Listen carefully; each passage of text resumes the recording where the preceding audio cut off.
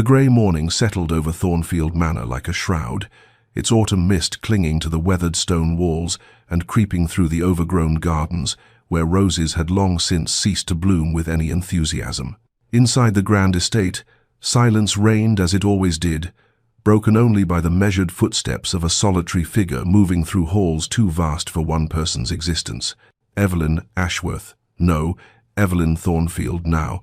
though the name still felt foreign on her tongue after 6 years, descended the sweeping staircase with the practiced grace of a woman who had learned to make no sound, to take up no space, to exist as little more than a ghost haunting the corridors of her own home. Her dove-grey morning dress whispered against the marble steps, and she trailed one pale hand along the banister, feeling the cold smoothness beneath her fingertips, a sensation she had memorized through countless identical mornings. The breakfast room awaited her with its single place setting, the silver gleaming with an almost mocking perfection, arranged by servants who had learned years ago not to set a second chair, not to harbor hope that the master of the house might join his wife for even this simple ritual. She took her seat and gazed at the empty chair across from her, its burgundy velvet cushion perfectly smooth, untouched, and felt that familiar hollowness settle in her chest, not pain anymore,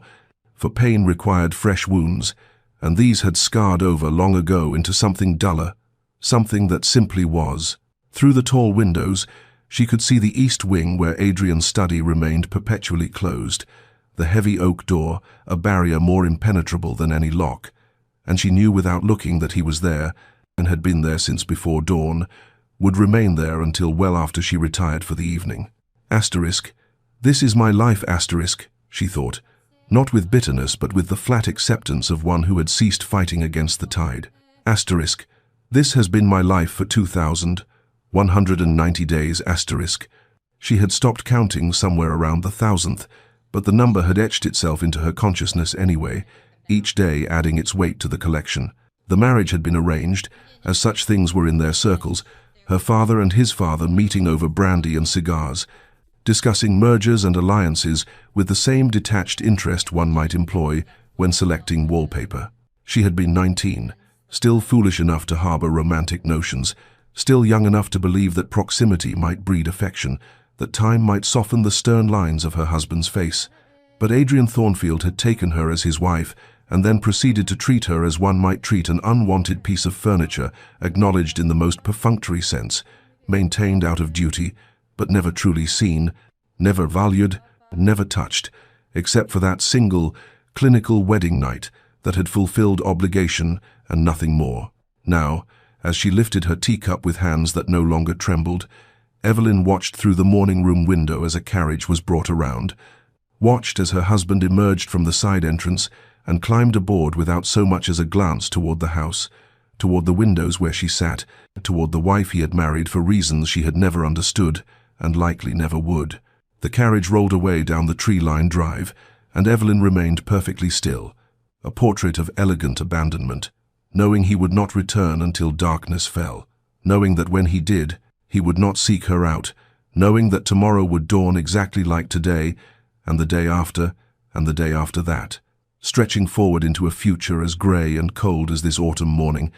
as empty as the chair that would never hold him, as silent as the words that would never pass between them. The memory rose unbidden as Evelyn's fingers found the golden band encircling her fourth finger, turning it absently, as she had done 10,000 times before, the metal warm from her skin, yet somehow always feeling cold, alien, a shackle disguised as a symbol of union. 6 years dissolved like morning mist, and she was 19 again, standing in the grand cathedral with its soaring arches and jeweled light filtering through stained glass, transforming the ancient stones into something almost magical, almost capable of blessing the travesty unfolding within its walls. She had worn her mother's dress, altered to fit her slender frame, the ivory silk cascading around her like sea foam, and she had dared, foolish, naive girl, to hope that perhaps this arrangement might become something more, that the tall, dark-haired man waiting at the altar might look at her with something other than the cool indifference she had witnessed during their 3 brief, chaperoned meetings. But when she had walked down that endless aisle on her father's arm, her heart fluttering with nerves and that stubborn, resilient hope that youth carries like a torch into darkness, Adrian Thornfield had watched her approach with eyes as grey and unmoved as winter stone, his jaw set in a hard line, his posture rigid with something that she would later recognize as barely suppressed anger, though at whom or what she could not fathom. The ceremony had proceeded with mechanical precision, his responses delivered in a flat, emotionless tone that sent the first tendrils of dread curling through her chest, and when the vicar pronounced them man and wife, Adrian's kiss had been a mere brush of lips against hers, cold and perfunctory, over before it began, and then he had turned away as if she had already ceased to exist. The wedding breakfast had been an elaborate affair, her father and his business associates holding court at one end of the long table, while Adrian spoke in low tones with his solicitor, and it was then, while servants circulated with champagne and delicate pastries, that she had overheard the words that would haunt her for years to come. "The merger is complete then, the properties consolidated, the debts settled," spoken by a portly gentleman with mutton chop whiskers, and her father's response, slightly slurred with drink, "Indeed, indeed, Thornfield got what he wanted, and I've secured my interests, a satisfactory arrangement all around." She had felt something crack inside her chest that day, some fragile thing she hadn't known she was carrying, but the worst was yet to come, for that first night, when she had waited in the vast bedroom of Thornfield Manor, wearing the delicate nightgown her mother had pressed into her hands, with tearful instructions she was too embarrassed to fully articulate, Adrian had entered the room with the demeanor of a man attending to an unpleasant but necessary task. He had claimed his marital rights in silence, without tenderness, without even meeting her eyes, and when it was over, he had risen, dressed, and left her there in the darkness, alone with her tears and the dawning realization that she had been sold into a loveless prison with no possibility of parole. Now, back in the present morning, Evelyn released the ring and let her hand fall to her lap. The weight of 6 years pressing down upon her shoulders like stones, each one carved with a hope abandoned, a dream relinquished, a part of herself she had learned to bury in order to survive the slow suffocation of a marriage that was marriage in name only, wondering, as she did every morning, how many more years she would wear this band, this symbol of hollow vows, this golden circle of beautiful lies. The days unfurled with monotonous predictability, each one a mirror of the last, and Evelyn had learned to fill the empty hours with small rituals that gave shape to the shapeless void of her existence. After breakfast, she would don her gardening gloves and venture into the grounds where the roses struggled against neglect, and she would prune and tend them with a devotion that the servants whispered was touching in its futility. For what purpose did beauty serve when no one remained to admire it? Yet she persisted, finding in the soil and the thorns something honest, something that responded to care even if nothing else in her life did. And by mid-morning her fingers would be stained with earth, her cheeks flushed from exertion, alive in a way she never felt within the manor's oppressive walls. The library became her sanctuary in the afternoon hours, that vast room with its floor-to-ceiling shelves holding thousands of volumes that Adrian never touched, and she would lose herself in worlds created by minds far removed from her own suffering, traveling to places she would never see, loving characters who loved freely in return, living vicariously through ink and paper and imagination. Mrs. Brennan, the housekeeper who had served the Thornfield family for 3 decades, would sometimes pause in the doorway with fresh tea, and Evelyn would catch the older woman's expression, a mixture of pity and helpless sorrow that made her feel simultaneously comforted and pathetic. For even the servants knew the truth of her marriage, had witnessed her attempts over the years to bridge the chasm between herself and her husband. She had tried, God knows she had tried, in those first months and then years, appearing at his study door with offerings of tea, with questions about his day, with invitations to walk the gardens or attend the theatre, and each time he had dismissed her with barely concealed impatience, his responses clipped and cold, his eyes never quite meeting hers, until she had learned to stop asking, stop hoping, stop expecting anything beyond civil indifference. The transformation had been gradual, like a flower closing its petals against the frost, the hopeful bride slowly calcifying into a woman who had learned that survival meant asking for nothing, expecting nothing, being nothing more than a decorative fixture in a house that would never be a home. But she had found her small rebellions, her tiny acts of self-preservation that kept some essential part of her alive beneath the layers of resignation. the music she played on the pianoforte when Adrian was away, pouring her loneliness into Chopin and Debussy until the notes became tears she could not shed. The letters she wrote to her cousin in Bath, carefully editing out the despair, and the garden that bloomed despite everything, a testament to the stubborn persistence of life, even in the most inhospitable conditions. It was on one such afternoon, as she sat in the library with a volume of Keats open in her lap, the autumn light slanting through the windows in golden bars that seemed to cage her in beauty, that Mrs. Brennan entered with the silver salver bearing the afternoon post, and atop the small pile of correspondence lay a cream envelope with an ornate seal, an invitation to the Haverford Ball, the first grand event of the social season, and Evelyn stared at it for a long moment, her heart beginning to beat with something that might have been hope or might have been fear, wondering if she dared to step back into the world beyond these walls, to remember what it felt like to be seen. The invitation lay on the small writing desk in Evelyn's chambers, propped against the inkwell where she had placed it after carrying it upstairs,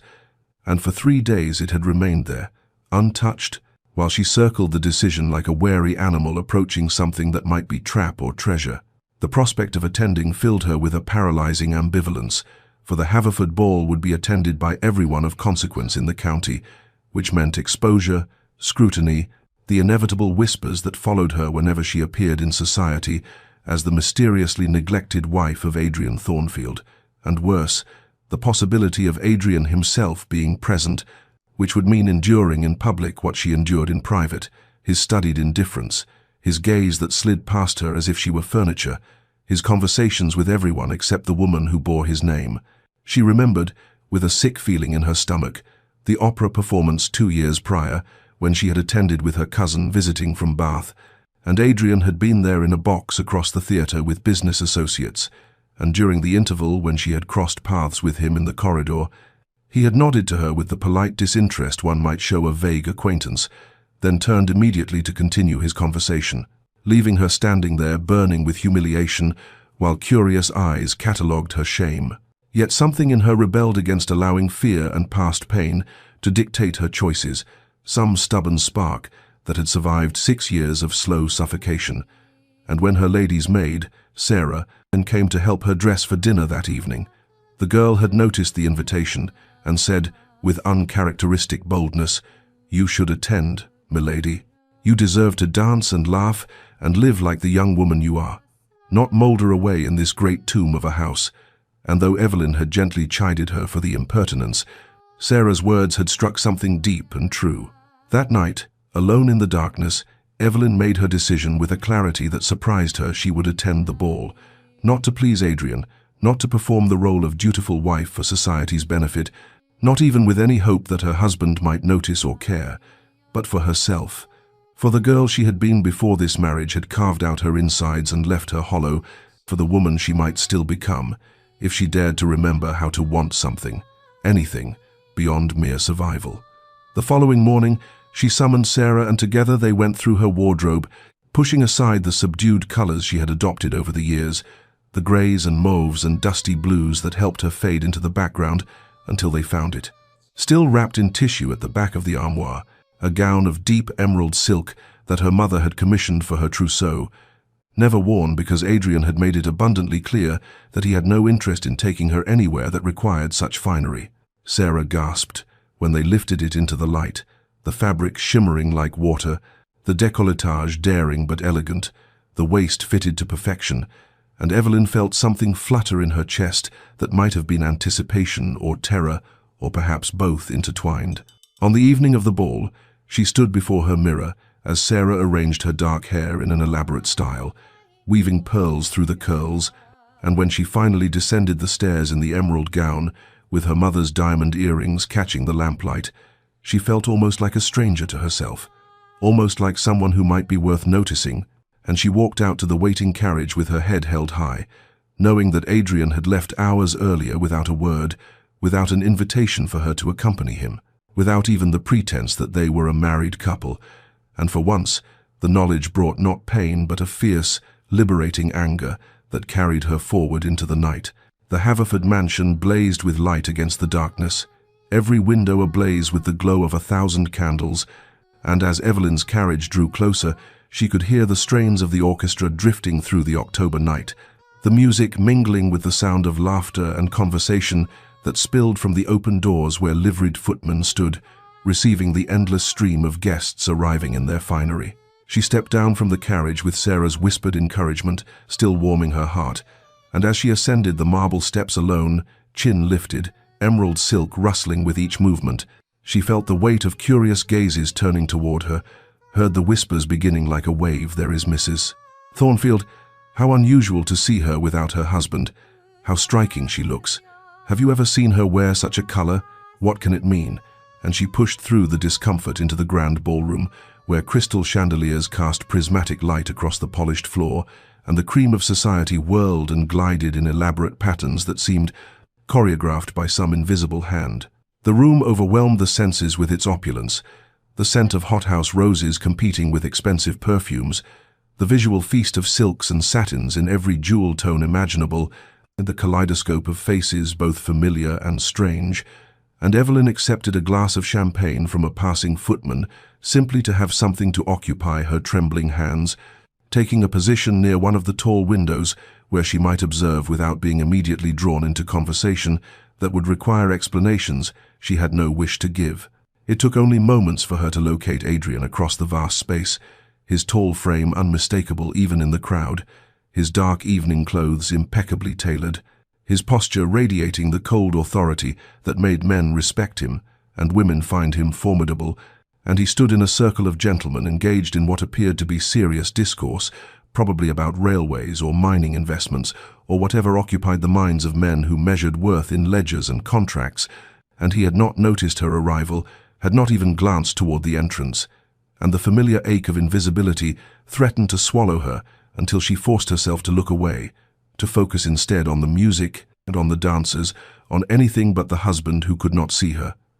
She was standing thus, champagne untouched, when a voice beside her said with genuine warmth, "Forgive my boldness, madam, but I cannot help but notice that you seem to be observing the festivities rather than partaking in them, and I wonder if you might honor me with a dance, for it seems a terrible waste for someone so gracefully presented to remain a spectator." And she turned to find a gentleman, perhaps 10 years her senior, with kind grey eyes and a gentle smile, someone she did not immediately recognize, though his bearing spoke of good breeding and sincere courtesy. He introduced himself as Lord William Ashford, recently returned from an extended stay in Italy following the death of his wife 3 years prior, and there was something in his manner that spoke of shared understanding, of someone who had known loss and emerged from it with compassion intact. And when he extended his hand with a questioning look, Evelyn hesitated for only a heartbeat before placing her gloved fingers in his palm, thinking that this small act of acceptance, this willingness to dance with a stranger who had asked kindly rather than out of obligation or pity, was itself a reclamation of something she had thought lost forever, a quiet declaration that she existed beyond the confines of her marriage, that she could be seen, could choose, could move through the world as herself, rather than as the shadow of a man who had never wanted her. Lord William Ashford led her onto the dance floor with the practiced grace of a gentleman who had waltzed in the finest ballrooms of Europe, his hand at her waist firm but respectful, his other hand cradling her gloved fingers with a gentleness that made her throat tighten unexpectedly. And as the orchestra began the familiar strains of a Viennese waltz, Evelyn found herself swept into the rhythm,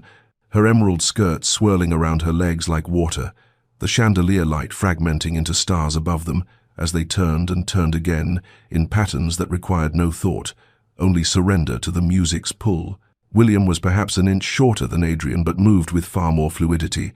and he guided her through the dance with such natural confidence that she felt graceful in his arms, felt almost beautiful, and when he spoke his voice was low enough that only she could hear over the swelling strings,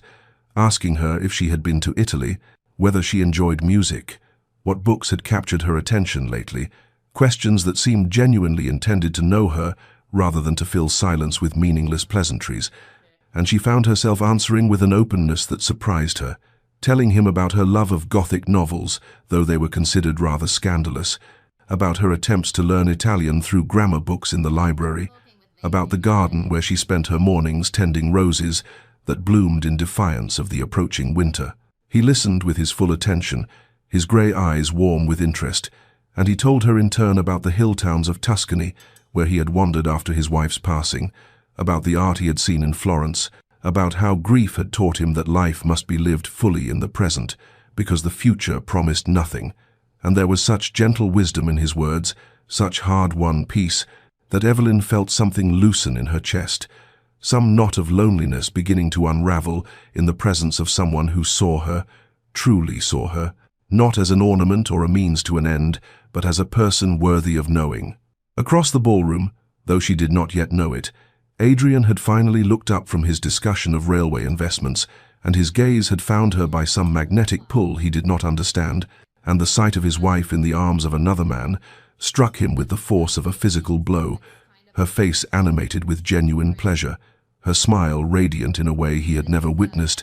her body moving with a grace that seemed to mock the stiff, lifeless woman who haunted the corridors of their home, and something dark and possessive unfurled in his chest, something that felt uncomfortably like panic, like loss, like the terrible realization that one has discarded something precious and only recognized its value when seeing another reach to claim it. The waltz came to its conclusion with a final sweeping turn, and William bowed over Evelyn's hand with old-fashioned courtesy, his smile genuine as he thanked her for the honor of the dance. And then, with a directness that was both bold and respectful, he said,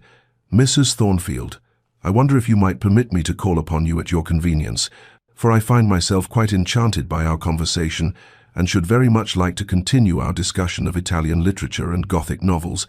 if such a thing would not be too presumptuous of me to request." And Evelyn, still breathless from the dance and from the unfamiliar sensation of being treated as though her thoughts mattered, found herself saying yes before caution could intervene, watching as his face lit with pleasure before he escorted her from the floor, unaware that across the room her husband stood frozen, champagne glass forgotten in his hand, staring at her with the expression of a man who had just watched his entire world tilt on its axis and could not comprehend how he had failed to notice it, moving until this precise, irrevocable moment. Adrian stood motionless near the marble pillar, where the sight of his wife laughing had first arrested him, and he watched as Lord William Ashford led Evelyn toward the refreshment table with the solicitous attention of a man who actually cared whether she was thirsty, whether she was enjoying herself, whether she existed at all, and the rage that bubbled up in Adrian's chest was so unfamiliar and so unwelcome that for a moment he could not identify it, could only feel the terrible heat of it spreading through his veins like poison, and he realized with sudden horrifying clarity that he was jealous, profoundly and irrationally jealous of a man who had done nothing more than dance with a woman who was, by all legal and moral rights, not his to dance with at all. The memory came unbidden, as it always did, when he allowed himself to feel anything, the memory of his father's face when the creditors had come, when everything had been seized and sold, when the proud Thornfield name had been dragged through bankruptcy courts and scandal sheets, and his father's voice breaking as he explained that Richard Hartley had orchestrated it all, had used inside knowledge gained through friendship to destroy their shipping company and absorb its most profitable routes into his own empire, and the way his mother had wept silently in the drawing room as their furniture was carried away piece by piece, and then the fever that had taken his father within the year, the grief and shame literally consuming him from within until there was nothing left but a shell in a borrowed coffin. Adrian had been 23 when he had sworn over that grave that he would have his revenge, that he would rebuild the Thornfield fortune through sheer will and ruthless business acumen, and that he would take from Richard Hartley something precious, something irreplaceable. And when the opportunity had come 6 years later to marry Hartley's only daughter, the girl he doted upon, the child he had spoiled and cherished and planned to see brilliantly matched, Adrian had seized it with cold calculation, had courted the business alliance while privately planning never to give Evelyn anything of himself, and to make her a prisoner in a loveless marriage, to ensure that her father would watch his beloved daughter wither in loneliness, and know that it was Adrian Thornfield who had orchestrated her unhappiness. He had never looked at her properly, had never allowed himself to see her as anything but a symbol, a playing piece in his game of retribution, and even on their wedding day, when she had stood beside him in ivory silk, with hope trembling in her violet eyes, he had kept his gaze fixed somewhere over her head, had spoken his vows in a voice devoid of warmth, had turned away from her the moment propriety allowed, and had continued turning away for 6 years without once questioning whether his revenge was achieving anything beyond the slow erosion of his own humanity. But now, watching her across the ballroom as she smiled at something William said, watching the way candlelight caught in her dark hair and made her skin glow like pearl, watching her move with unconscious grace in that emerald gown that transformed her from the grey ghost who haunted his house into someone vibrant and alive and utterly beyond his reach, Adrian felt the foundation of his revenge crack and crumble, felt the satisfying certainty of his righteous anger drain away to leave only a terrible hollow awareness that he had won nothing, had proven nothing, had accomplished nothing except the destruction of an innocent woman who had never harmed him, who had been 18 years old and blameless when he had decided to use her as an instrument of punishment, and the revenge that had sustained him through 6 years of deliberate coldness now tasted like ash in his mouth, like the bitter dregs of a poison he had been drinking himself while believing he was administering it to his enemy. Adrian moved through the dispersing crowd with sudden purpose, his long strides carrying him toward where Evelyn stood beside Lord William Ashford near the terrace doors, and he arrived just as William was taking his leave with a courteous bow, and Adrian heard himself saying in a voice that sounded strange to his own ears,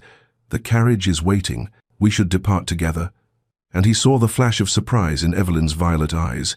saw the way her posture stiffened almost imperceptibly as though bracing for some new cruelty, and William glanced between them with the keen perception of a man who recognized undercurrents he could not fully understand, before wishing them both a pleasant evening and disappearing into the crowd, leaving Adrian alone with his wife for the first time in he could not remember how long,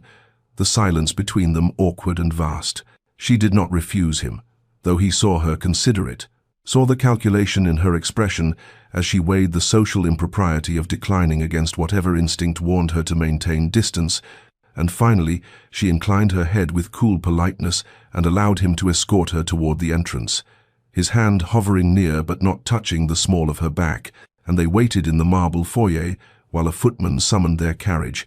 the sounds of the ball fading behind them until there was only the echo of their breathing and the distant clatter of horses on cobblestones. The carriage ride began in absolute silence, Evelyn arranging herself on the velvet seat with the careful precision of someone determined to occupy as little space as possible, her emerald skirts pooling around her like water, her gloved hands folded in her lap, her gaze fixed firmly on the window where the lamplit streets of London slid past in a blur of gold and shadow. And Adrian sat across from her rather than beside her, suddenly uncertain of everything, watching the play of light across her profile and trying to reconcile this elegant stranger with the ghost who drifted through his house leaving no impression, making no demands, asking nothing because she had learned that nothing would be given. He cleared his throat after several minutes of oppressive quiet, the sound loud and jarring in the confined space, and he said, "You dance beautifully. I had not realized." And even to his own ears the words sounded stilted and inadequate. The observation of a man commenting on a stranger at a party, rather than a husband speaking to his wife, and Evelyn's head turned slowly from the window, her expression carefully neutral as she regarded him with those remarkable eyes that held no warmth, no hope, only a polite blankness that cut him more deeply than anger would have done. "Thank you," she said, her voice soft and utterly devoid of inflection. And then she turned back to the window as though he had ceased to exist, and Adrian felt the dismissal like a physical blow, felt the walls she had built between them as solid and impenetrable as stone, and he realized with sudden painful clarity that this was his own work, his own careful construction, that he had spent 6 years teaching her not to expect anything from him, and could not now be surprised that she had learned the lesson perfectly, that she had transformed hope into resignation, and resignation into this terrible, courteous indifference that left no opening for connection, no vulnerability he might exploit to find his way back to some possibility of knowing her. He tried again, fumbling for words, saying something about the music having been well chosen, about the ballroom's decorations being tasteful, meaningless pleasantries that dissolved into the silence like rain into an ocean, and Evelyn responded with monosyllables, with brief acknowledgments that fulfilled the bare minimum requirements of conversation while offering nothing of herself. and he watched her profile in the flickering carriage light. He watched the way her jaw was set with the tension of someone enduring something unpleasant, and he understood that she was not being cruel or vindictive, but simply protecting herself, simply maintaining the emotional distance that was the only defense she had against a husband who had proven himself unworthy of trust, who had demonstrated through 6 years of systematic neglect that she meant nothing to him. And the irony of it all nearly choked him, the realization that in succeeding so completely in his revenge, he had lost something he had not known he wanted until it was too late to reclaim it. The carriage rolled to a stop before their townhouse, the gas lamps on either side of the door casting pools of amber light across the steps, and a footman hurried to open the carriage door and lower the steps, and Evelyn gathered her skirts with practiced efficiency and descended without waiting for Adrian's assistance, without looking back to see if he followed. And by the time he emerged from the carriage, she was already climbing the front steps with the bearing of a woman returning to a prison she had briefly escaped, and the butler opened the door to admit them into the chandelier-lit foyer, where the grandfather clock was just chiming midnight, and Evelyn paused only long enough to murmur, "Good night," before turning toward the staircase that led to her separate wing of the house, her separate bedroom, her separate life, and Adrian stood frozen in the foyer watching her ascend, watching the emerald silk disappear around the landing, listening to the fading whisper of her footsteps on the carpet, and he remained there long after she had gone, alone in the vast, empty space, surrounded by all the trappings of wealth and success that suddenly seemed utterly meaningless, wondering how he had become a man who could stand in his own house and feel like an unwelcome guest, how he had built a prison for his wife, only to discover he had locked himself inside it as well. 3 days passed before Lord William Ashford appeared at the Thornfield townhouse, his card presented by the butler to Evelyn as she sat in the morning room attempting to focus on her embroidery and failing utterly because her mind kept circling back to the strange carriage ride home, to Adrian's awkward attempts at conversation, to the confusion of not knowing what any of it meant or whether it meant anything at all, and when the butler announced that Lord Ashford was calling and requesting the honor of her company, Evelyn felt a peculiar mixture of relief and apprehension wash over her. Relief, because William represented something uncomplicated and genuine in her increasingly bewildering existence, and apprehension, because she was aware, in some dim corner of her consciousness, that receiving him might provoke consequences she could not yet foresee. She instructed the butler to show Lord Ashford to the drawing-room and to send for her lady's maid as chaperone, propriety demanding that even a married woman not receive a gentleman caller entirely alone, and she took a moment to smooth her morning dress of pale blue muslin and check her reflection in the mirror above the mantelpiece, seeing there a woman who looked composed and serene despite the turmoil churning beneath the surface,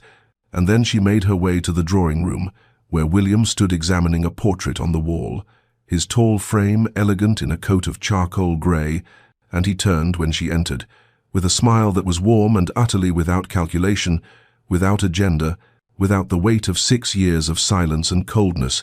that made every interaction in this house feel like navigating a minefield. They settled into conversation with surprising ease, William speaking of the art exhibition at the Royal Academy that he had attended the previous day, describing the new works by Turner with genuine enthusiasm and asking whether Evelyn had interest in such things, and she found herself responding with more animation than she had shown in years, telling him about her own love of watercolors, about the landscape paintings she had attempted in her early months of marriage before the isolation had drained even that small pleasure from her life. And William listened with the focused attention of someone who actually cared about her answers, who saw her as a person with thoughts and preferences and interior life rather than as a decorative object or a means to an end. Their discussion ranged from art to literature, William mentioning that he had recently read a new novel that he thought she might enjoy, a romance set in the Scottish Highlands that his sister had recommended, and Evelyn confessed her fondness for poetry, for Wordsworth and Keats, for verses that captured beauty and melancholy in equal measure, and they discovered a shared appreciation for travel literature, for accounts of distant lands and exotic cultures, William describing his time in India, with the East India Company, and the strange beauty of the subcontinent, and Evelyn speaking wistfully of places she had only read about, of Venice and Paris and the Swiss Alps, destinations that existed for her only in books and paintings, because her marriage had confined her to an emotional prison, even as it provided material comfort. What neither of them noticed during their animated conversation was the figure that appeared briefly at the study window, overlooking the street. Adrian, having heard the sound of an unfamiliar masculine voice drifting up from the drawing room and having moved to investigate with a churning sensation in his gut that he recognized now as jealousy, that primitive, possessive feeling that had no rational basis, given that he had forfeited any claim to Evelyn's attention or affection through 6 years of deliberate neglect, and he stood watching as William eventually emerged from the house and helped Evelyn into her cloak for a turn around the garden, the two of them walking the gravel paths between the rose bushes with the easy companionship of old friends. And Adrian gripped the window frame until his knuckles went white, watching his wife smile at another man, watching her gesture expressively as she spoke, watching her exhibit all the animation and warmth that he had never seen directed toward himself, because he had never given her reason to offer it. When William finally took his leave with a deep bow and a promise to send her the novel they had discussed, when he handed Evelyn a crisp white card with an invitation to a gallery opening the following week, when she accepted with a smile that transformed her entire countenance into something radiant and alive, Adrian turned away from the window, feeling as though he had witnessed something being stolen from him, something he had thrown away himself and now desperately wanted back, and the bitter irony of it settled over him like a shroud, the knowledge that his revenge had succeeded so perfectly that he had made his wife a stranger, and now that he wanted to know her, to claim some small corner of her attention, he had no idea how to begin, no idea how to compete with a man who offered kindness and respect and genuine interest. The simple things that Adrian had withheld as weapons and now understood were the very things that built the connections he had never known he wanted. The following morning, Evelyn descended to breakfast at her customary hour, expecting the usual solitary meal, and her newspaper and tea awaiting her at the small table by the window, where she had taken her morning meals alone for 6 years. And she stopped short in the doorway of the breakfast room to find Adrian already seated there, not at the head of the long formal dining table where he occasionally took his meals, but at her small, intimate table, and he looked up when she entered with an expression that might have been hopefulness or might have been uncertainty, and he said, "Good morning. I thought we might breakfast together." And Evelyn felt confusion wash over her like cold water, because this was not their pattern, this was not how their household operated, and she moved slowly to her chair, trying to understand what this alteration meant, what fresh cruelty or strange game he might be playing now. The meal proceeded in excruciating awkwardness, Adrian attempting conversation with the stilted formality of someone who had forgotten or perhaps never learned how to engage in casual domestic exchange, asking whether she had slept well, commenting on the weather with observations so banal they might have come from a stranger, making polite chit-chat in a railway carriage, and Evelyn responded with careful monosyllables,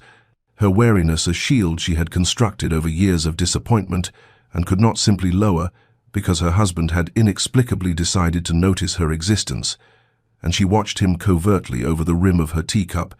trying to discern what had changed, what catalyst had transformed 6 years of systematic neglect into this sudden, awkward attention that felt more disorienting than comforting. The pattern repeated itself over subsequent days, Adrian appearing at meals he had never before attended, lingering in rooms where she sat reading, making fumbling attempts at dialogue that revealed how little he knew of her life, of her thoughts, of anything beyond the most superficial facts of her existence. And one evening at dinner he asked with the air of someone attempting genuine interest, "How did you occupy yourself today? What activities filled your hours?" And Evelyn looked at him across the candlelit table, feeling a surge of something that might have been anger or might have been bitter amusement, because the question revealed the vast chasm of, in his ignorance, revealed that he had no idea how she spent her days, her weeks, her years, in this house where she lived as a ghost, and she said with careful neutrality, "Much as I occupy myself every day,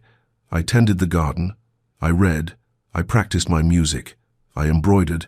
I managed the household accounts that someone must attend to,"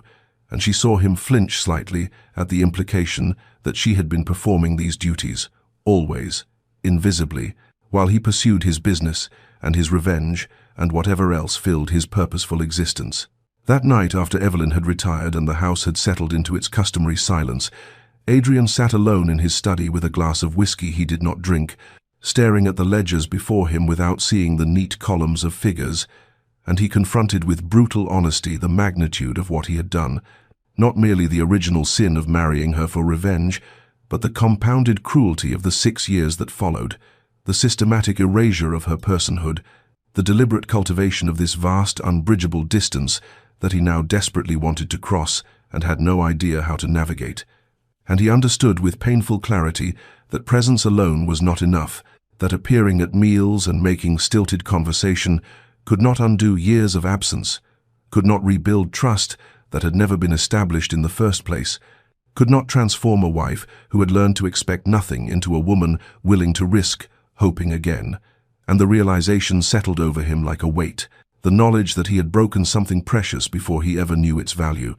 and he had no blueprint for repair, no map to guide him back to possibilities he had destroyed before they could take root. The gallery opening took place on a mild afternoon, when spring seemed to be cautiously asserting itself against winter's lingering claims, and Evelyn arrived with Lord William in his carriage, the propriety of their arrangement beyond reproach, given that she had brought her maid along as chaperone, and that their destination was a public exhibition, attended by half of society. Yet she felt a flutter of something that might have been nervousness, or might have been the unfamiliar sensation of anticipation, as William handed her down from the carriage and offered his arm for the walk into the elegant building that housed the collection. The gallery itself was a marvel of light and space, tall windows allowing the afternoon sun to illuminate the paintings that hung on cream-colored walls, and Evelyn moved through the rooms with William at her side, genuinely absorbed in the artwork before them, a collection of landscapes and portraits by both established masters and promising newcomers, and she found herself engaged in the kind of thoughtful discussion she had missed desperately. William asking her opinion about the use of light in a particular seascape,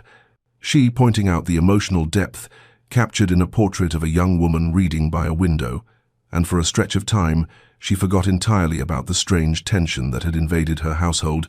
forgot about Adrian's bewildering attempts at conversation, forgot about everything except the pleasure of shared aesthetic appreciation and intelligent discourse. They were standing before a particularly striking painting of the Thames at sunset, the water rendered in shades of gold and crimson, when Evelyn became aware of a familiar presence nearby, and she turned to find Adrian approaching with the carefully casual air of someone who wished to appear as though his attendance were mere coincidence, and he greeted them with formal politeness, claiming that he had business in this part of town and thought he might stop by the exhibition, having read favorable reviews in the morning papers.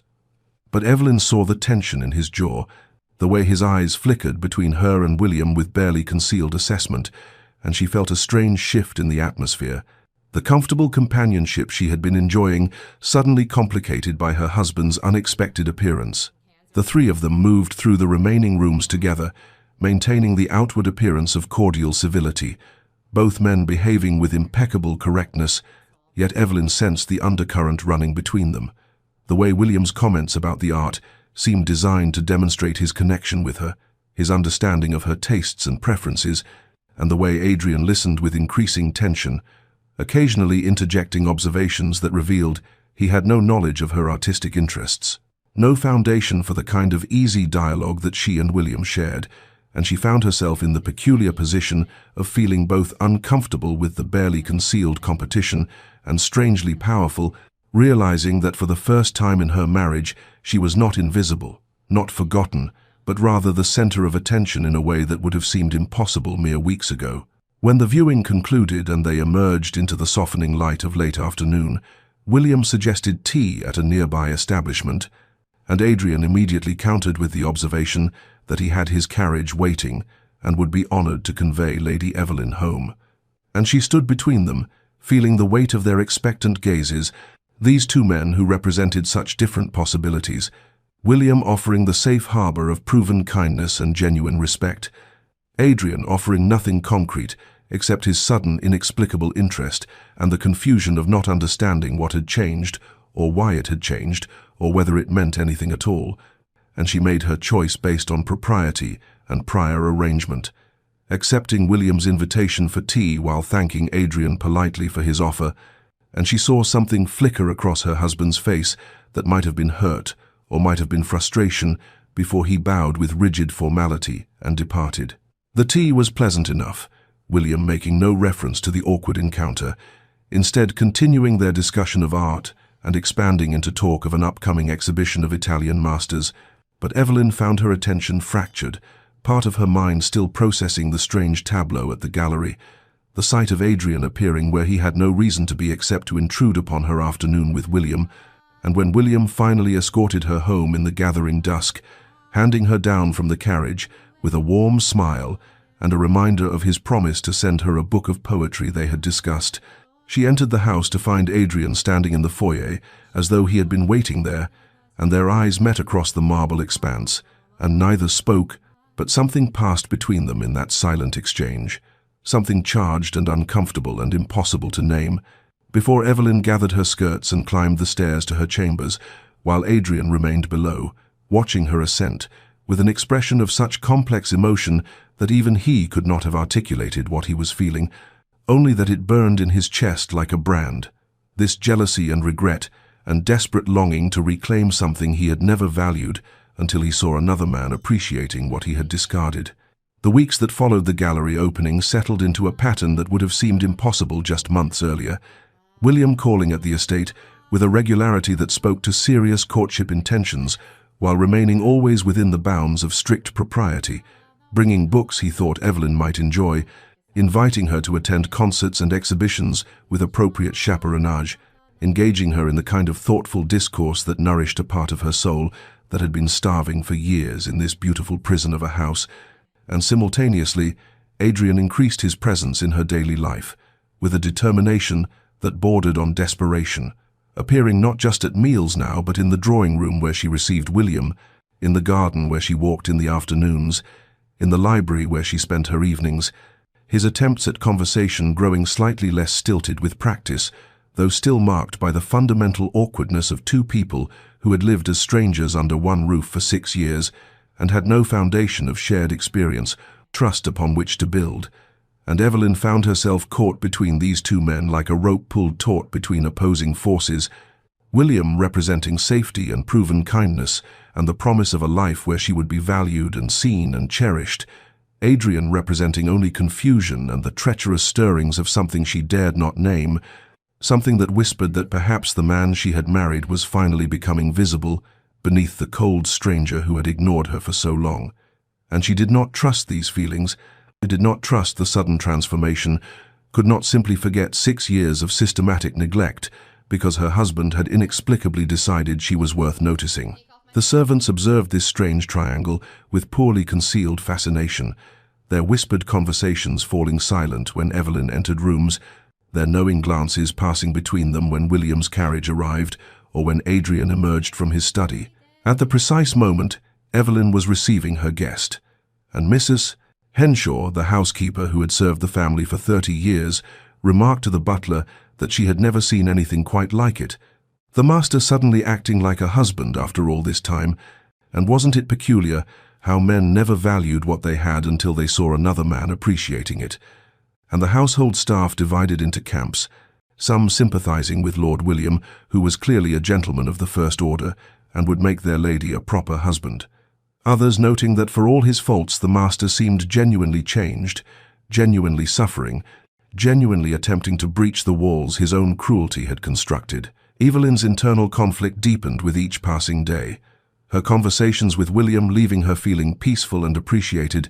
her interactions with Adrian leaving her feeling turbulent and confused and dangerously close to hoping again. And she found herself analyzing her own reactions with ruthless honesty, questioning whether what she felt toward Adrian was genuine attraction or merely the pathetic eagerness of a starved heart willing to accept crumbs from the man who had denied her sustenance, wondering whether choosing William would be wisdom or cowardice,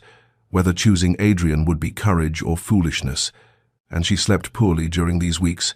lying awake in her chambers, staring at the ceiling and trying to untangle the knot of her emotions, trying to understand what she truly wanted versus what she thought she should want, trying to discern whether Adrian's transformation was real or temporary or simply a competitive response to another man's interest that would fade once the threat was eliminated. The household received invitations to a formal dinner party at the Ashworth estate, an event of some significance given Lady Ashworth's position in society, and the invitation included both Adrian and Evelyn with the explicit expectation that they would attend together as a married couple, and it also included Lord William among the dozen guests, and when Evelyn read the guest list, she felt a tightening in her chest, because she understood that this would be a test of sorts, a public stage upon which this private drama would play out before the eyes of society, and Adrian must have felt the same awareness, because when he encountered her in the hallway outside the breakfast room, he said with uncharacteristic directness, "The Ashworth dinner. I understand we are both invited. I hope you will allow me to escort you properly, as your husband." And there was something almost pleading beneath the formal words. And Evelyn looked at him, seeing the tension in his posture, the vulnerability he was learning to show, and she nodded her acceptance because she was still his wife, whatever else might be true, and she saw relief flash across his features before he mastered his expression, and they stood there in the hallway for a long moment, neither quite knowing what else to say, before Evelyn excused herself and continued to her chambers, while Adrian remained standing where she had left him, his hands clenched at his sides, his jaw tight with the growing desperation of a man who understood that he was running out of time to repair what he had so carelessly destroyed, who understood that the dinner party approaching might be his last opportunity to prove himself worthy of a second chance he had done nothing to deserve. The evening of the Ashworth dinner arrived with the crispness of early spring, and Evelyn dressed with unusual care in a gown of midnight blue silk that brought out the color of her eyes, her maid arranging her hair in an elegant style that was neither too youthful nor too severe, and when she descended the stairs, she found Adrian waiting in the foyer, already dressed in his evening clothes, and something passed across his face when he saw her, something that might have been admiration or wonder, or perhaps the belated recognition of what he had possessed all along without seeing, and he offered his arm with a formality that nonetheless held a tremor of genuine feeling, and they rode to the Ashworth estate in a silence that was less hostile than contemplative, each lost in thoughts of the evening ahead and what it might reveal. Lady Ashworth greeted them with the gracious warmth of a seasoned hostess, and Evelyn found herself thrust into a role she had not occupied in years, that of Adrian's wife in truth rather than merely in name, and she moved through the receiving of guests with a poise that came from good breeding and years of observing society, even while existing on its margins. And Adrian remained at her side with an attentiveness that did not escape notice, his hand occasionally finding the small of her back in a gesture of partnership. His responses to other guests' remarks, including references to "we" and "our household," in ways that acknowledged her presence and position, and she felt the strangeness of it, like an ill-fitting garment she was being asked to wear after years of comfortable solitude. When Lord William arrived, looking distinguished in his evening attire, he greeted them both with perfect courtesy, though his eyes lingered on Evelyn with a warmth that spoke volumes, and she saw Adrian stiffen almost imperceptibly beside her, his jaw tightening as William engaged her in conversation about a recent book of poetry he had sent her, and the three of them navigated the social niceties with the skill of well-trained performers, while beneath the surface currents of tension flowed like underground rivers, threatening to breach their banks. Dinner itself was an exercise in restraint, Evelyn seated between a baronet's widow and a young scholar of antiquities, Adrian positioned across the table, where he could observe her interactions, and William placed several seats away, yet managing somehow to catch her eye periodically with expressions of gentle encouragement, and the conversation flowed around topics of politics and art and the latest theatrical productions, and Evelyn contributed when called upon with intelligent observations that surprised some of the guests who had perhaps heard whispers of the strange marriage and expected to find her diminished or bitter,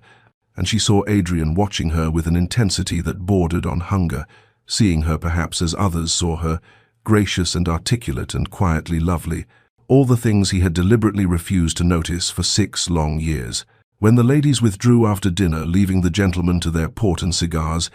Lady Ashworth complimented Evelyn on her gown and her conversation,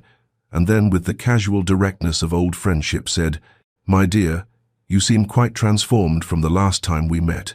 There is a light in you that was absent before, and I confess I have observed certain changes in the dynamics of your household if the whispers are to be believed."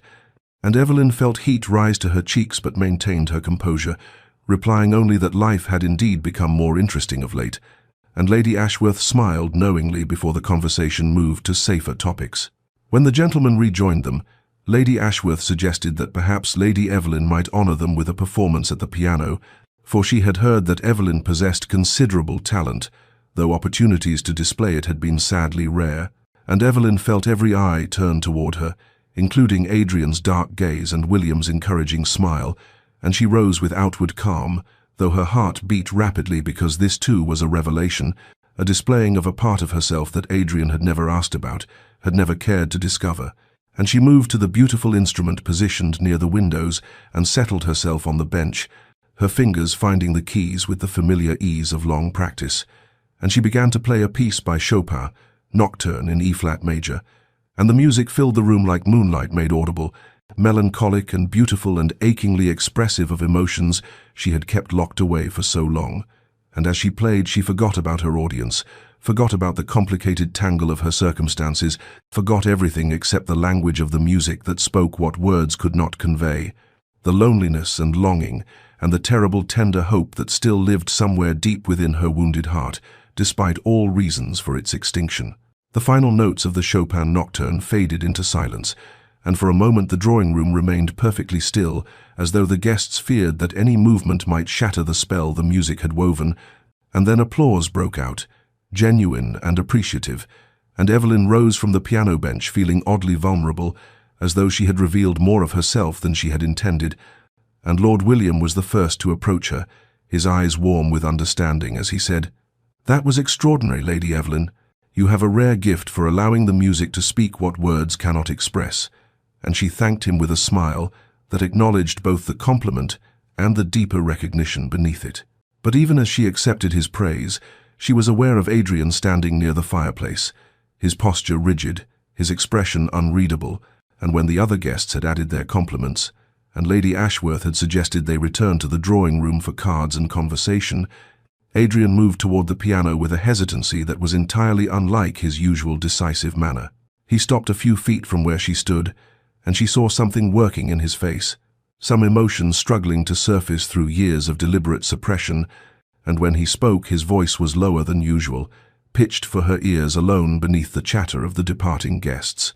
"My mother used to play that piece," he said, and there was a roughness to the words as though they had been dragged up from some deep place. "When I was a boy, before she died, she would play it in the evenings, and my father would sit beside her, and they would—" He stopped, his jaw clenching, and Evelyn felt her breath catch, because this was the first truly personal thing he had ever shared with her, the first glimpse into the man beneath the cold facade, and she saw pain in his eyes, old grief mixed with something newer and more immediate. And he continued, "I had forgotten, or perhaps I had chosen not to remember, but hearing you play it tonight, I realized that I never asked you about your music, about what you loved or why you played or what the music meant to you. I never asked you anything at all, did I?" Too. And there was such naked remorse in the question that Evelyn felt her carefully constructed defenses waver, felt the anger she had nurtured for 6 years collide with the unexpected tenderness of seeing this proud man, humbled by his own recognition of what he had failed to do. She looked at him, truly looked at him, and saw that he was waiting for her response as though it might determine something crucial, and she found she could not speak past the tightness in her throat, could only shake her head slightly, and the movement seemed to pain him more than any words might have done, and he nodded once, accepting the condemnation, before saying quietly, "Would you allow me the opportunity to learn now, even though I have no right to ask it, even though I squandered every chance you gave me before?" The other guests had moved to the adjacent room, leaving them in this moment of strange intimacy,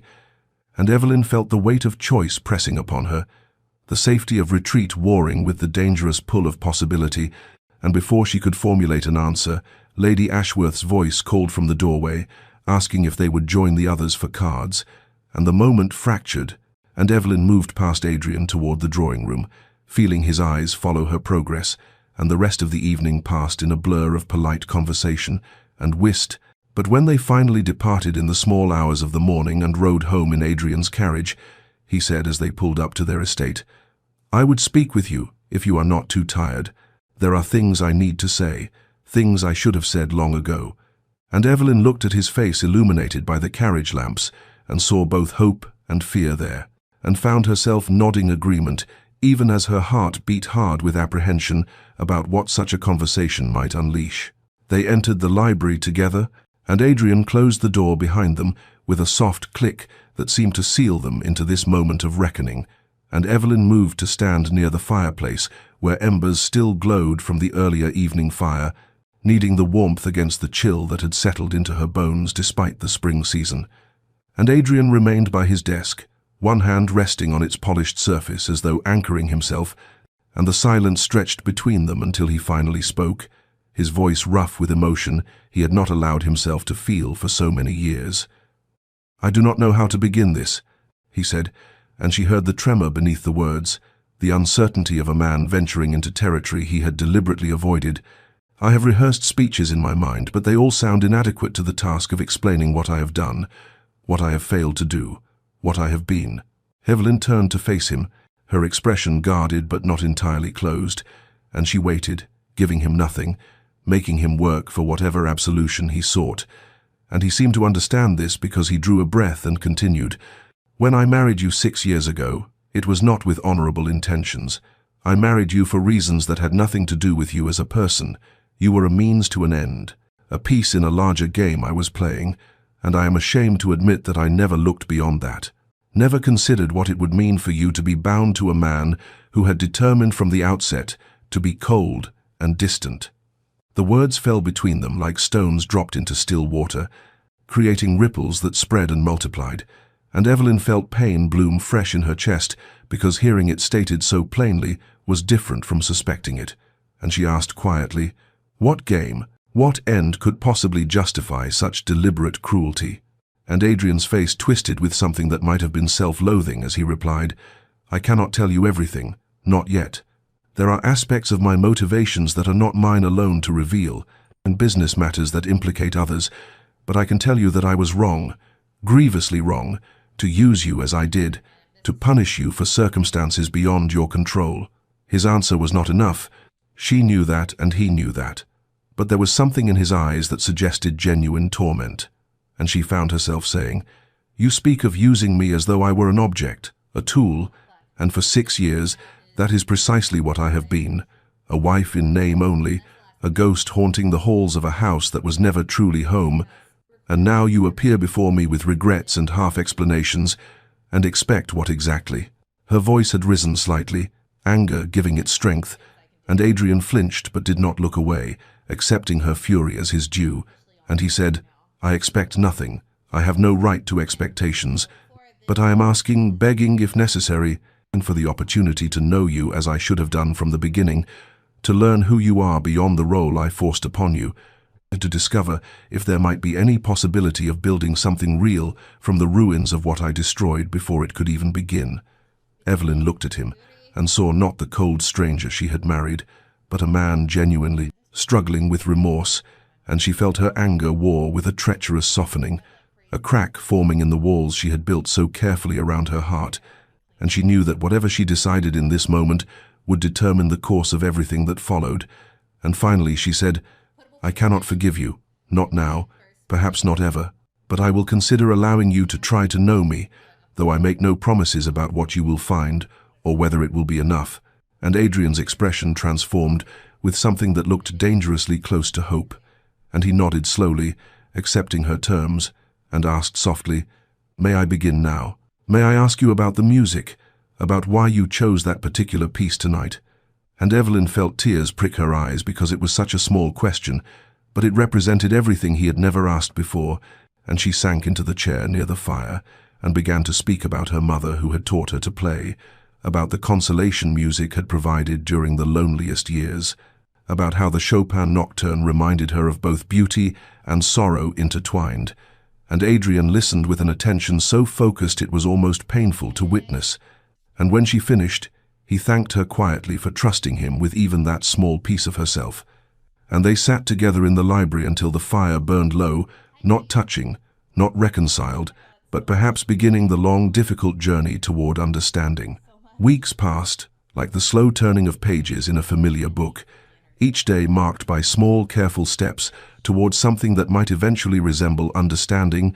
and Evelyn found herself caught in a strange new rhythm where morning light would find her and Adrian walking together through the garden paths she had once traversed alone, their footsteps synchronized, though they rarely touched. And at first, these walks were conducted in near silence, broken only by observations about the weather or the progress of the roses. But gradually, as April surrendered to May and the estate bloomed with color, their conversations began to deepen in ways that felt both fragile and significant. Adrian would ask about the books she read and listen with an attention that seemed to memorize every word, as though he was studying for an examination he desperately needed to pass.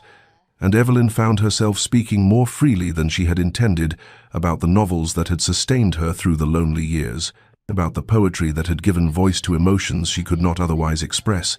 And once, when she quoted a line from Wordsworth about finding peace in nature,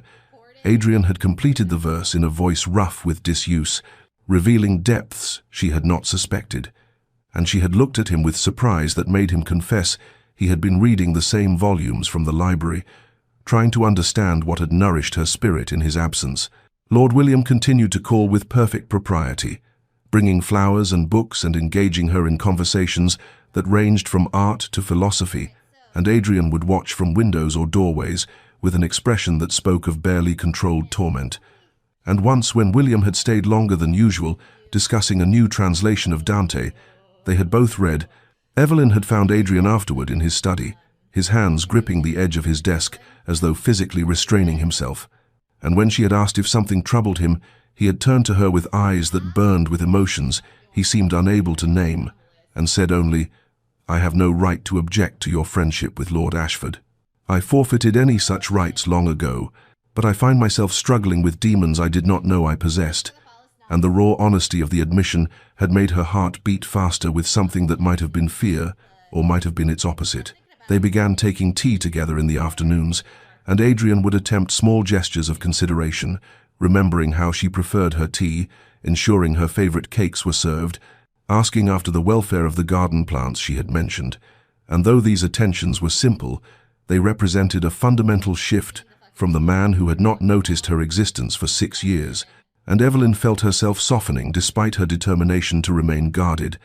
felt the walls she had built beginning to develop cracks through which dangerous possibilities might enter. One evening, they sat together in the library reading in companionable silence, she with her volume of poetry and he with correspondence he was attempting to manage, and at one point, she reached for a book on the table between them. At the same moment he reached to return his pen to its stand, and their hands came within a breath of touching. So close she could feel the warmth of his skin, though they did not make contact, and both froze in that suspended moment, and Evelyn saw Adrian's chest rise and fall with quickened breathing,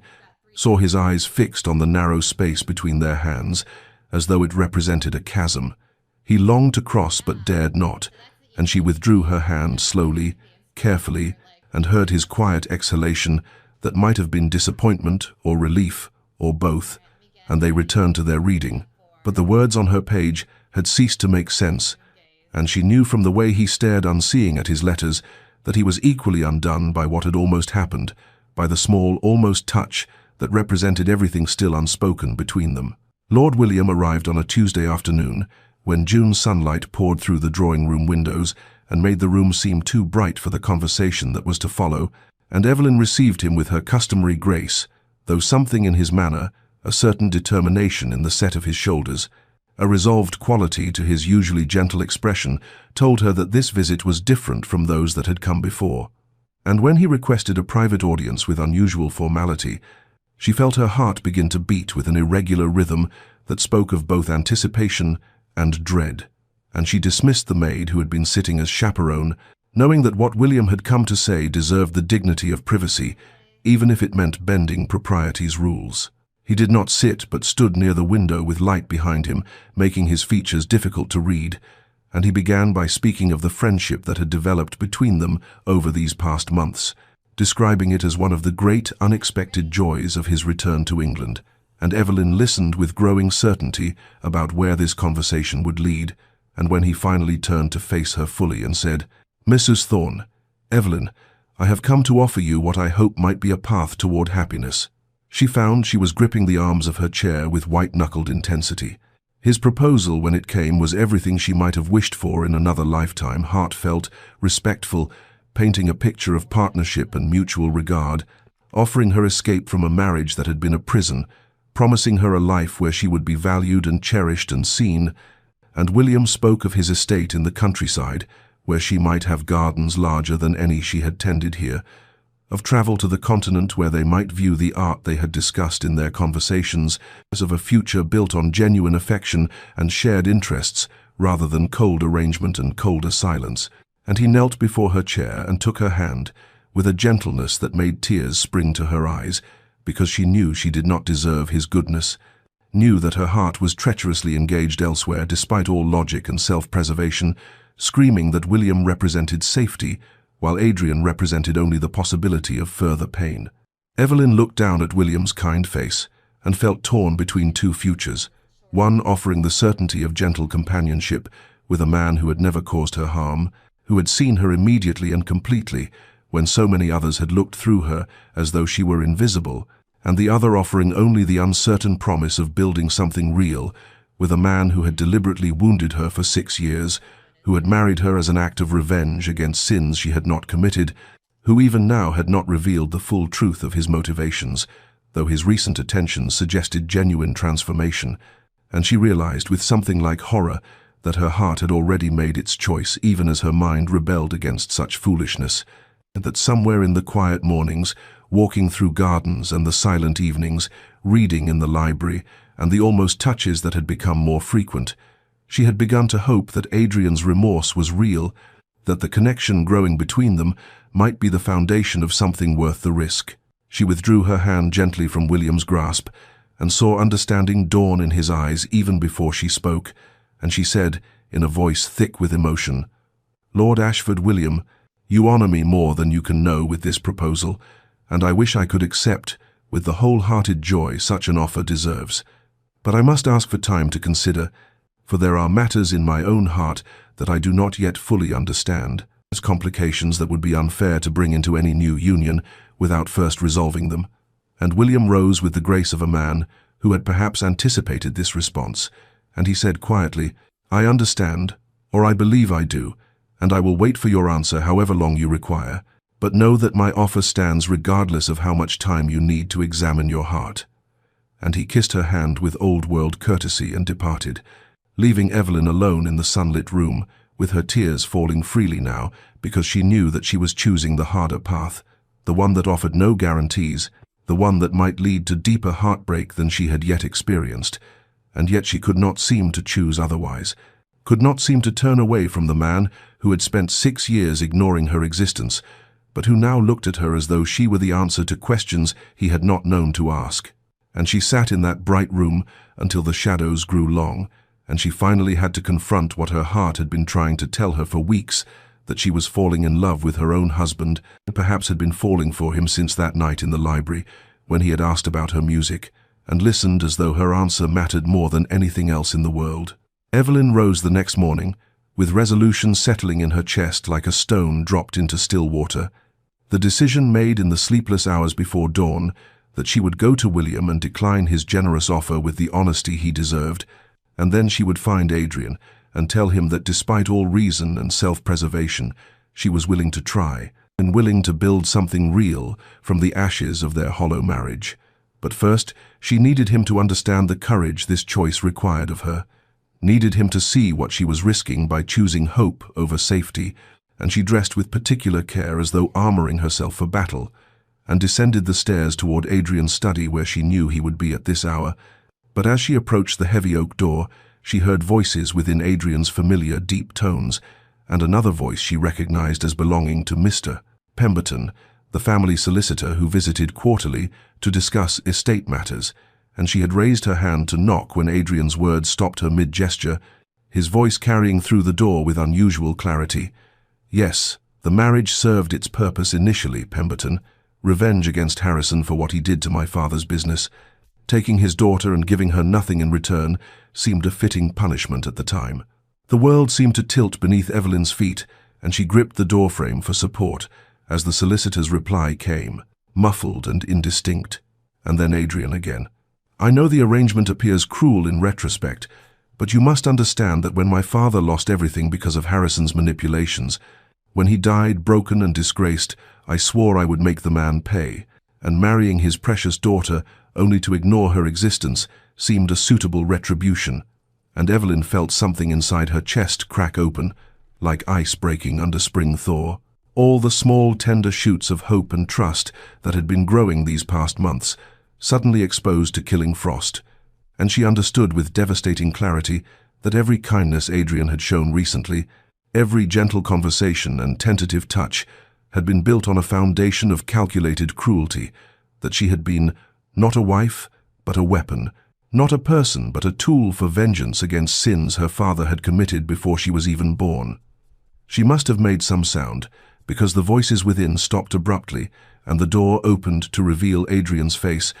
and whatever expression she wore made the color drain from his features, as comprehension dawned that she had heard that the truth he had been carefully avoiding could no longer be concealed, and Pemberton gathered his papers and departed with uncomfortable haste, leaving them facing each other across a chasm that had suddenly widened into something that might be unbridgeable. Evelyn found her voice, though it emerged as something barely above a whisper, asking, "Is it true? All of it? Was I truly nothing more than an instrument of revenge? Did you marry me solely to punish my father by making me suffer?" And Adrian's silence was answer enough, though he finally said,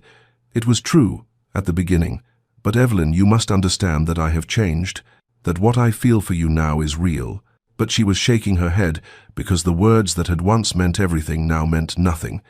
Every memory recontextualized through this new terrible knowledge, the wedding day where he had looked through her, the 6 years of deliberate invisibility. Even the recent attentions now suspect, because how could she trust that they were genuine rather than another phase of whatever revenge he had planned? She demanded the complete truth with a steadiness that surprised her, and Adrian confessed it all in a voice hollow with despair. How her father had destroyed his father's shipping business through underhanded dealings and false testimony. How the elder Thorne had died in disgrace and poverty. How Adrian had spent years rebuilding the family fortune with the singular purpose of making Harrison pay. How marrying Evelyn had been the final piece of his revenge, taking Harrison's beloved only daughter and condemning her to a half-life of loneliness and neglect. And he spoke of how his feelings had begun to shift when he saw her dancing with William, how the week since had shown him the depth of what he had destroyed, how he had fallen in love with the woman he had married to punish. But Evelyn was no longer listening because the pain was too vast to contain. 6 years of suffering suddenly given context and meaning that made it somehow worse, and she felt herself breaking apart like a ship against rocks. All the careful composure she had maintained dissolving into grief and rage, and a betrayal so complete it seemed to hollow her out from within. Adrian reached for her, and she recoiled as though his touch might burn, and she saw him flinch at the rejection, but she could not bring herself to care, could not access anything beyond the anguish of understanding that she had never been seen as human, that her pain had been the point, that the man she had been foolish enough to begin loving had orchestrated every moment of her suffering with deliberate intent, and she turned and fled up the stairs to her chambers, leaving Adrian standing alone in the corridor with his confession hanging in the air like smoke from a fire that had consumed everything worth saving. And she locked her door and collapsed onto the floor and wept with a violence that seemed to tear something fundamental inside her, mourning not just the marriage that had been a lie, but the fragile new thing that had been growing between them, the tender possibility that had been revealed as just another illusion. And in his study below, Adrian sat with his head in his hands, knowing that he had finally lost what he had only just realized he desperately wanted to keep, that the truth he had hidden had done exactly what truth always does. When kept in darkness, it had grown into something that destroyed everything it touched. 3 days passed in silence that settled over the estate like snow, muffling all sound, and Evelyn remained in her chambers, while Adrian haunted the corridors below like a ghost condemned to witness what he had destroyed, and she found herself turning William's proposal over in her mind with new perspective, because it represented not just escape, but salvation, a chance to leave behind the ruins of a marriage built on vengeance, and begin again with a man whose kindness had never wavered, whose regard had been genuine from the first moment. And yet, even as she recognized the wisdom of accepting his offer, She could not quite bring herself to pen the letter that would seal her decision, could not quite extinguish the stubborn flame of something that still burned, despite all reason, telling her it should have died the moment she learned the truth. She emerged on the fourth morning to find Adrian had not slept, the servants whispering that he had spent each night in his study staring at nothing, eating nothing, and she steeled herself against the sympathy such reports tried to evoke, because she reminded herself that he had orchestrated 6 years of her suffering with deliberate calculation, that whatever pain he experienced now was merely a fraction of what he had inflicted upon her. And yet, when she encountered him in the corridor and saw the devastation in his features, she felt something twist inside her chest that felt dangerously like compassion. Mrs. Hartley, the elderly housekeeper who had served the Thorne family for 40 years and who had watched Evelyn's lonely existence with increasing distress, found her in the garden that afternoon and sat beside her on the stone bench with the familiarity of long service, and she spoke quietly of things she had observed these past months, how Adrian had questioned her extensively about Evelyn's preferences and habits, seeking to learn everything he had refused to know for 6 years, how he had ordered her favorite flowers planted throughout the gardens, though he had never mentioned it to Evelyn, how he had been reading the same books she read, as though trying to understand her mind through the pages she touched. "And Mrs. Hartley said with gentle certainty, "I do not excuse what he did, my dear, the cruelty of those first years, but I have watched him transform from a man consumed by hatred into one consumed by love, and while the former was his choice, the latter seems to have ambushed him against his will, and perhaps that matters for something."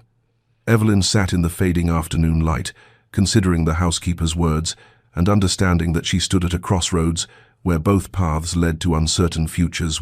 William promised safety, but perhaps not passion, companionship, but perhaps not the depth of connection she had begun to glimpse with Adrian, while the other path led through darkness and pain towards something that might become real or might simply be another iteration of suffering. And she realized that the question was not whether Adrian deserved forgiveness, for forgiveness could not be deserved but only given, but rather whether she possessed the courage to choose based on who they both might become rather than who they had been, whether she could build a future on the foundation of genuine transformation rather than the security of starting fresh. She thought of Adrian as he had been in recent weeks, before the truth shattered everything, the careful attention he had paid to her words, the way he had looked at her as though truly seeing her for the first time, the gentle, almost touches that had spoken of desire, tempered by respect. And she thought of the man who had married her to punish her father, and realized they were not the same person, and that somewhere in the space between revenge and remorse, he had become someone different. And while that transformation did not erase the harm he had caused, it suggested the possibility that genuine change was achievable, and that people were not forever defined by their worst actions, but could choose to become better than they had been. As twilight painted the garden in shades of purple and gold, she made her decision not with her heart alone or her mind alone, but with something deeper that acknowledged both the risk and the possibility, and she rose and walked with measured steps toward the house, toward Adrian's study where she knew he would be waiting, though he could not know what answer she brought. And with each step she felt herself choosing not safety over danger, but truth over illusion, choosing to believe that the future did not have to be bound by the past, that two broken people might find a way to heal each other if given the chance. And she lifted her hand and knocked upon the door that had represented barrier and separation for so long, ready now to see if it might instead become a threshold to something new. Adrian looked up when the knock came, and something in his face, hope and fear mingling in equal measure, made Evelyn's resolve strengthen, as she entered and stood before his desk with the composure she had learned through 6 years, surviving what he had intended to destroy her, and she said without preamble, "I am not here to offer forgiveness, Adrian, because forgiveness is not something you can ask for, or I can grant as though it were a transaction, but I am here to say that I am willing to try, to build something real from the wreckage of what you created, though you must understand the terms upon which I offer this possibility." He rose immediately, his eagerness evident but checked by the gravity in her voice, and she continued, "You will tell me everything, every detail of your father's history with mine, every moment of the revenge you planned, every deliberate cruelty you enacted, because I will not build a future on foundations of secrets and partial truths, and you will understand that my choosing to stay is not absolution, but rather an act of faith that people can become better than they were, that you can become the man you have shown glimpses of being these past months, and if at any point I find that faith was misplaced, I will leave, and you will not follow or protest. Adrian's acceptance came not in words, but in the way he bowed his head as though receiving a benediction he knew himself unworthy of, and he said quietly, "I will spend every day of whatever time you grant me proving that your faith is not misplaced, that I can be worthy of the chance you are giving me, and I understand that trust once shattered must be rebuilt fragment by fragment, and I am prepared to do that work however long it takes." And Evelyn nodded once and turned to leave, but paused at the door to add, "We begin tomorrow, slowly and carefully, as two people who hardly know each other but are willing to learn, and perhaps in time we might build something that resembles what a marriage should have been from the start." 3 years passed like water, wearing smooth the sharp edges of stone, and the estate that had been a mausoleum of suffering transformed gradually into something that held warmth and life, the change so incremental that no single moment could be identified as the turning point, but rather it was the accumulation of thousands of small choices. Adrian asking about Evelyn's thoughts and genuinely listening to her. Answers, Evelyn allowing herself to laugh at his wit without guardedness, both of them learning the intricate geography of each other's minds and hearts through patient exploration, and the servants who had witnessed the years of coldness now observed with satisfaction the way their master and mistress moved. And through the halls together, hands occasionally brushing in passing, conversations flowing easily over breakfast, the evidence of genuine partnership built through consistent effort and absolute honesty. The garden where Evelyn had once sought solace in loneliness became instead a place they tended together, and on an afternoon in late spring with the roses in riotous bloom and the air heavy with the scent of possibility, Evelyn sat on the stone bench, cradling their infant daughter, while Adrian knelt among the flower beds, speaking softly to the child about the different varieties, as though she could understand, and watching them, Evelyn felt something inside her chest that she had thought revenge had killed permanently, the sense of being completely, genuinely happy,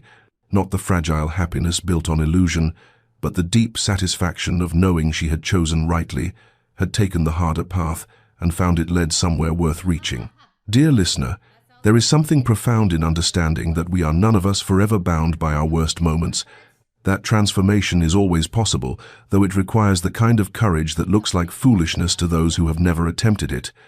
And while Adrian's revenge had been calculated to destroy it, had instead, through the unexpected variable of genuine remorse and Evelyn's extraordinary capacity for grace, created the conditions for something real to grow from, poisoned ground.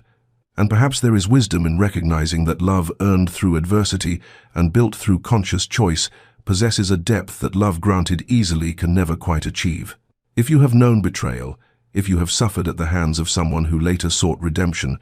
know that choosing to trust again does not make you weak, but rather demonstrates a strength most people never access. And while not all who harm us will transform as Adrian did, and while forgiveness should never be offered where genuine change is absent, there remains the possibility that people can surprise us, can become better than they were, can choose love over hatred if given the chance and the proper motivation. May you find the wisdom to know when to offer that chance and when to walk away. May you discover the courage to choose based on who people are becoming rather than who they have been, and may you rest tonight knowing that even the most shattered things can sometimes be rebuilt into something beautiful, though the work is hard and the outcome never guaranteed. May peace find you in the quiet hours, and may you always remember that choosing hope over bitterness is not naivety, but rather the most radical form of strength. This has been a story from Love Chronicles, and if these words have touched something in your heart, consider sharing this tale with someone who might need to hear that redemption is possible, that transformation is real, and that love built slowly and carefully on foundations of truth can weather storms that would destroy lesser things.